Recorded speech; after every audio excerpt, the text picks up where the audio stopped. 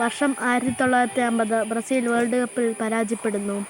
അന്നുവരെ ആണുങ്ങളൊരിക്കലും കരയില്ല എന്ന് തന്നെ പഠിപ്പിച്ച് തൻ്റെ അച്ഛൻ പൊട്ടിക്കരയുന്നതാണ് നിക്കോ എന്ന 9 വയസ്സുകാരൻ കണ്ടത്. ഇരിക്കുന്ന അച്ഛൻ്റെ മുമ്പിലേക്ക് അവൻ ചെല്ലുന്നു. അവൻ പറയുകയുണ്ടായി, താങ്കൾ ഇനി കരയില്ല, ബ്രസീലിനായി വേൾഡ് കപ്പ് ഞാൻ നേടിത്തരും. വെറും 9 വയസ്സ് പ്രായമുള്ള തൻ്റെ മകൻ പറഞ്ഞു കേട്ട് അച്ഛൻ ഒരു ചെറിയ പുഞ്ചിരി അവന് സമ്മാനിച്ചു.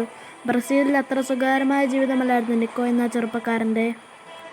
അതെ, എന്നാൽ അവൻ പിന്മാറാൻ തയ്യാറായില്ല. രാപ്പകൽ എന്ന വേർതിരിവില്ലാതെ അവൻ പരിശ്രമിച്ചു കൊണ്ടിരുന്നു.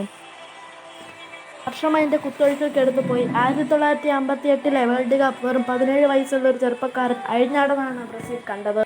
അവനവൻ്റെ അച്ഛന് കൊടുത്ത വാക്ക് പാലിക്കുന്നു. മത്സരത്തിൽ 2 ഗോൾ നേടി ബ്രസീൽ ആദ്യ വേൾഡ് കപ്പിൽ മുത്തമിടുന്നു. ഒരു തവണയല്ല, 2 തവണയല്ല, 3 തവണ ബ്രസീലിന് വേണ്ടി ലോകകപ്പ് നേടിയവൻ.